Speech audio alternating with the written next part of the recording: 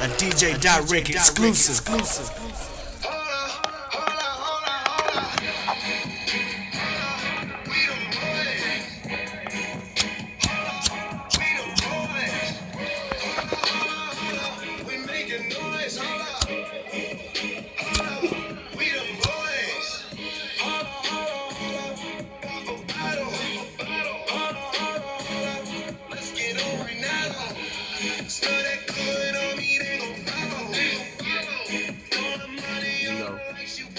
If you don't want to learn, what's the purpose of trying to teach you? You know what I'm saying? Beating you over the head with this shit is not gonna help it go in any easier if your mind is closed. It's just like a closed fist can't get shit. You gotta open it up in order to receive. You know what I'm saying? So, I am looking to coach people who want to be coached because I am only charging a percentage of the value you'll receive. You know what I'm saying? I mean, think about it. If I was to itemize each level and what you were getting from each level, which I probably do once I hire someone to handle that, you will understand the value of what you're getting just from the purchase of the book alone. You know what I'm saying? At a discount, is still not even a percentage of what you'll get from the first few pages. You know what I'm saying? From the first chapter. Because once we start moving through what's in the book, it'll become clear. Alright. So, day 1, phase 2, stage 3, area 4, selection 5, section 6, zone 7, episode 8, and district 9. So, the book is broken down into 9 chapters. Now, you have to go through each one of these levels in order to reach the next one. Now, on the 9th level, the unseen. I start to speak about the unseen universe. Now, that's when shit's already deep. You know what I'm saying? But like I said, you gotta come with me. You know what I'm saying? And understand how I even get to that point. You see what I'm saying? Like, I like it. You know what I'm saying? So I'm gonna have fun taking you through it. Like, seriously. Sometimes I amaze myself when I read that shit because, you know, it took so long to get the book done that, you know, once it's published, you know, I let it sit for a minute and you know, ordered about 50 to 100 books and then was like, okay, I'm gonna take a few down to Folk Valley. Made a whole episode about it, but when I got down there, wasn't nobody down there, bitch. So I dropped off a few copies and kept it moving. You know what I'm saying? And so I spent like the better part of about 12 months, you know what I'm saying, between Bibb County and Peach County and Houston County and the surrounding areas, you know, giving the book out, you know what I'm saying, trying to get someone to read it so that way they can get an idea of where I'm going with it, because I had fun writing it. I mean, it took me a minute to get the motherfucker done. And if I was to put a cap on how long it took, in a real interview, I'd say 20 years just to, you know, lend credence to what is in this dense ass book. But, you know, a lot of stuff came out at the same time as I started writing this book. You know what I'm saying? I started 2 scripts at the same time. And, you know, I completed each one in succession. The book was the last thing to get done because, just like I've probably talked about before, this represents Black Panther. You know what I'm saying? Because I was on the set talking about my book, and folks wanted to buy it, and it was like, well, shit, let me go finish the motherfucker. So I took a hiatus, came back to making, and you know, finished the book. Then once I got it published, like I said, did what I had to do, got my shit together, and then came on back, you know what I'm saying, to Atlanta to continue the motion. But I also was inspired to continue what I was doing, running into people on various sets who were also on the same wavelength. You know what I'm saying? This one lady in particular, when I first saw her, I was like, God damn, that's Cardi B, ain't it? But it wasn't. Of course, it was someone else, and she was an author. And she was in the process of getting her own billboard and a lot of other things that she was doing with her book. I think it's like, I don't want to misquote it, so I ain't gonna say it, but shit was dope, and it really inspired me to be like, okay, well, goddamn, I really need to take this pet project and take it seriously. You know what I'm saying? And so, like I said, once I moved forward and got to a point where I saw that I had an audience for it, it was like, well, shit, let me finish it.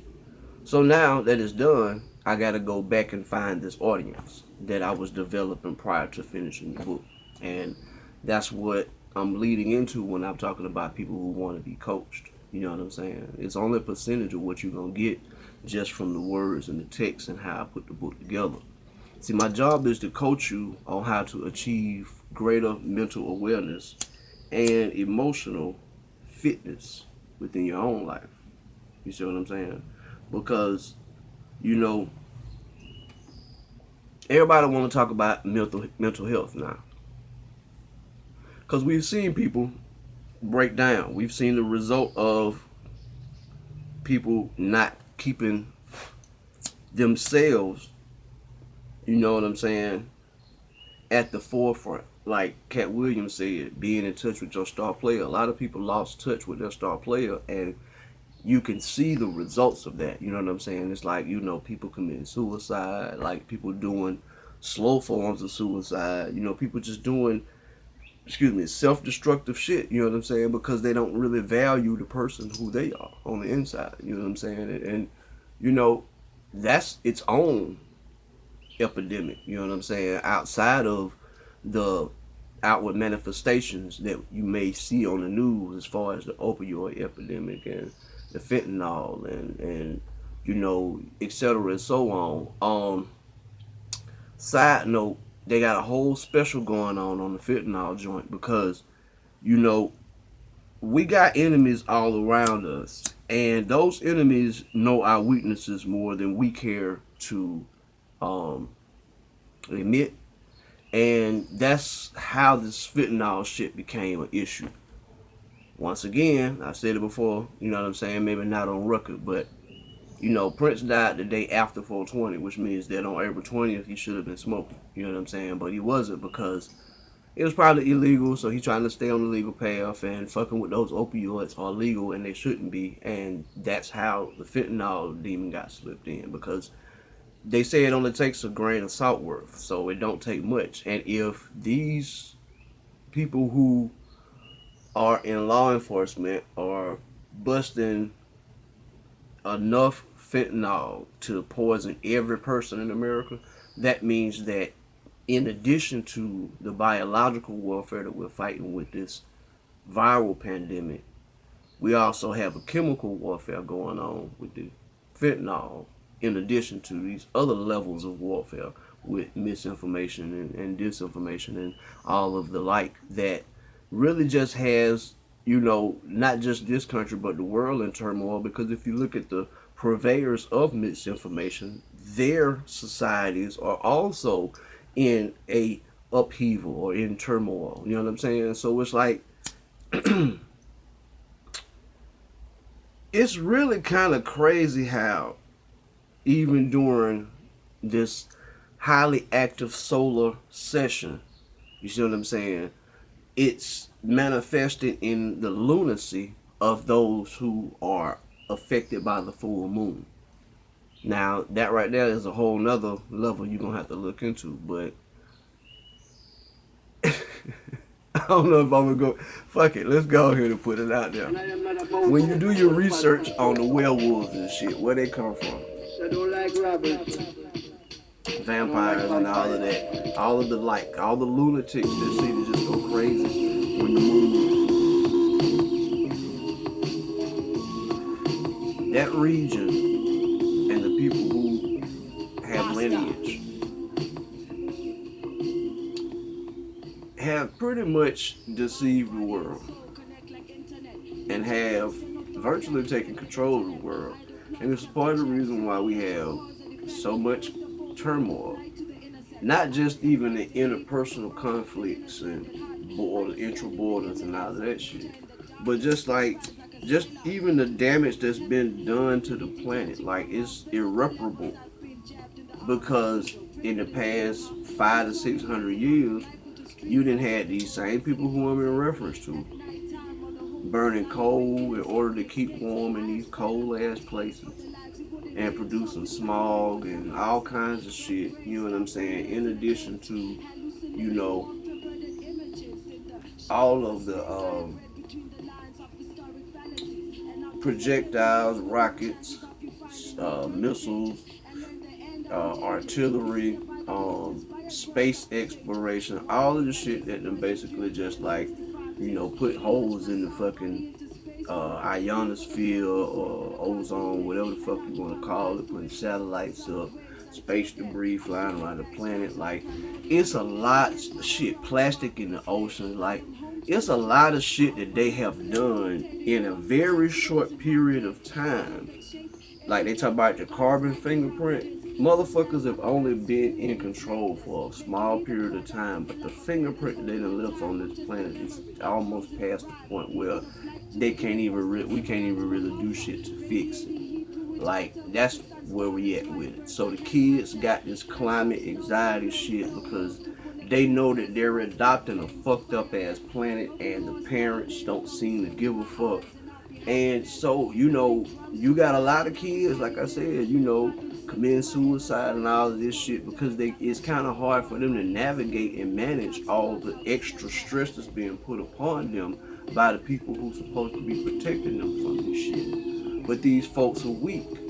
And so with America eating this young, they're basically putting their kids up, for sacrifice to a certain extent, just so they can continue to live these lives that are almost meaningless. And so the kids come up in the middle of all of this shit and they see these people having everything they need, food, clothing, and shelter, but still being pissed off about something, still being angry about something. So they internalize that shit, and then that's how you see the outward manifestation, like I said, of these other, mental health crisis issues, you know what I'm saying? Because people, it's a fucking empty existence, you know what I'm saying, to be at the apex of this American, whatever you want to call it, and there not be any, headroom, not even like a glass ceiling that has to be broken, but just like even the richest people, them folks ain't happy, bro. You know what I'm saying? Like, they got all this money, they got everything